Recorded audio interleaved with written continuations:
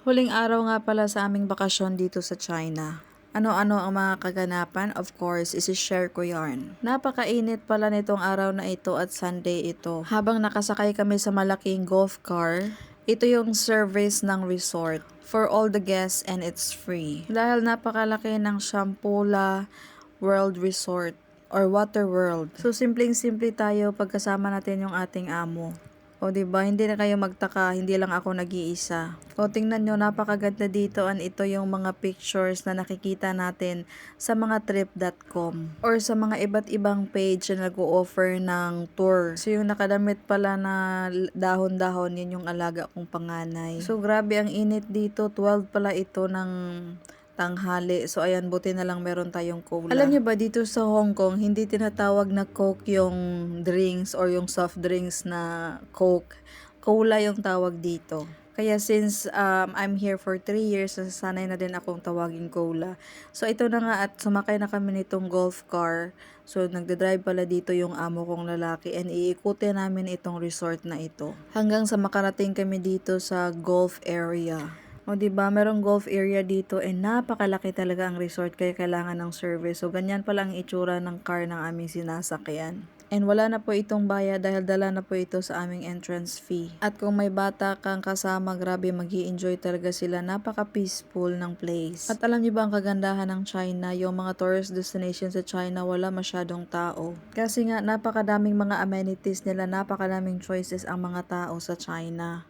At yung China is stricto din. Maraming mga kuskus balungos bago ka makapasok sa kanilang lugar. At habang umiikot nga kami sakay ng aming golf car, dumaan kami dito sa may mga zebra. And of course, tumigil ang mga person para magpicture. So, ito mga zebra na ito is statue lang. So, hinawakan ko nga ito habang binivideo para maniwala kayo na nandito talaga ako. Na, diba, meron nga zebra dito na nasira na yung kanyang back. So, this place pala maliban sa water resort, ano pa din pala siya, para siyang zoo. And ngayon nga, yung aking alaga gustong sasakay ng racer car. Since nalibre naman yung racer car dito, kasama na sa bayad, so hindi pala lampasin ng aking mga alaga. At inalok din ako ng amo ko na mag-racer, pero ayoko, natakot ako kasi ang bilis nila magpatakbo, paano pag hindi ako makapatakbo. And nakakatakot din dahil yung racer car place is nasa itaas, paano pag dumiretso ako sa ilalim, scary. Hindi ganon ka confident ang person, kaya upo na lang tayo dito at mag-video-video. Mag-drive ng racer car is yung mga lalaki, yung amo kong lalaki, tsaka yung pinsan ng amo ko na lalaki din. At ayan pala yung amo kong babae na nakamaong at yung isa is yung katulong ng pinsan ni Madam na si ate na taga Iloilo. Alam niyo ba, nasasanay na talaga yung mga amo ko na tuwing nagbabakasyon kami, lagi ako nag-video. At minsan pa nga, pag hindi nila ako nakikita nag-video, lalo na pag dumaan kami sa mga magagandang place, nire-remind pa ako na mag-video. Kaya naman, wherever we go, nag-video talaga ako at nasasanay na yan sila. At good din naman na hindi naman ako pinapagalitan na humahawak ako ng cellphone or nagagamit ako ng cellphone. Ay, kaya napaka-grateful talaga ng person. So, ito na nga at umiikot din kami dito. Ibang place naman ito, hanggat may daan, pinupuntahan namin. Alam niyo yung sobrang init, pero nag-i-enjoy ka. At ang sakit talaga ng ulo ko dyan dahil sa init, buti na lang may baon akong gamot. So kayo, ganyan dapat laging handa. Save yourself ka talaga lagi, diba? So, ito naman, ipupunta kami dito sa parang dwarf na bahay. O bahay ni Snow White. O, nakita niyo yung may bahay ni Snow White. So, merong mga reindeer dito. Marami mga animals na real. Pero yung mga common animals lang naman. Yung mga beaver, ostrich, mga wild ducks. O, diba? Sa amin sa Pilipinas, specifically sa Negros, maraming mga ostrich doon. Pero hindi ko pa nakita in person. So, dito ko talaga nakita yung ostrich in real life. At sa Pilipinas din, sa amin, meron din kami doong kampistuhan ng maraming dinosaurs. Hindi pa din ako nakapunta. So, nauna na ako magpunta dito sa China. So, yung mga dinosaurs nila dito is movable din, para kang nasa Jurassic World. So, dumaan lang kami dito, yung mga amo ko hindi tumigil kasi hindi naman sila mahilig mag-picture-picture. Alam niyo yung enough na sa kanila na makita nila yung view. Pero ako, ang yaya, gusto sana mag-picture-picture pero wala tayong choice. Pero kaya reveals lang, importante nakita natin yung magandang view. Dito sa place na ito na parang Jurassic World. O, diba? Merong malaking dinosaur, o.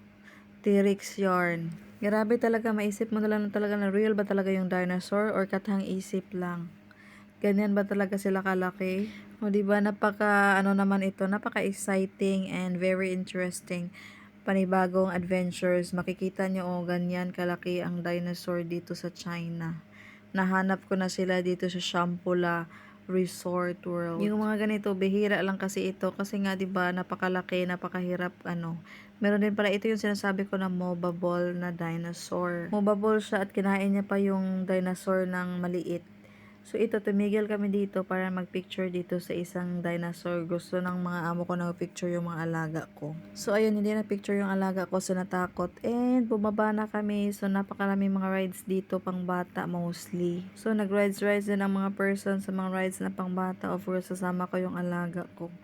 So dito pala grabe, meron voting pero since na hindi tayo makapag-vote dahil sa init ng panahon, so pass lang tayo. At kinagabihan pala kailangan pa naming umuwi sa Hong Kong. Ayan, so nandito na kami at sasakay kami ng mga rides. Napakaganda talaga.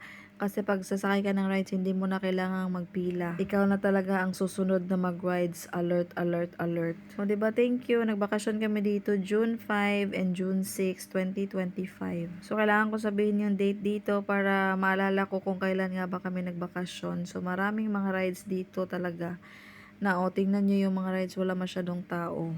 Or maybe because hindi napakainit kasi napakasakit ng init kaya wala masyadong nagre-rides. So ayan, finally bumalik na ang mga person dito at tumigil ito para sasakay kami ng iba't ibang mga rides kasama yung alaga ko. At buti na lang talaga ang person is merong kalo, hindi masyadong naiinitan or hindi mainit din pero medyo protected kahit paano kasi meron tayong hat, 'di ba?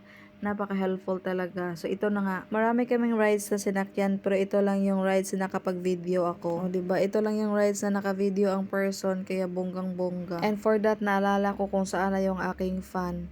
Hindi ko na nakita yung aking fan, baka nakalimutan ko na iyon. So ayun lang, nag-i-enjoy yung aking alaga sa pag-spray-spray ng mga dolphin dito. Syempre yan yung role natin bilang yaya. At magtatapos na itong video na ito. Thank you everyone.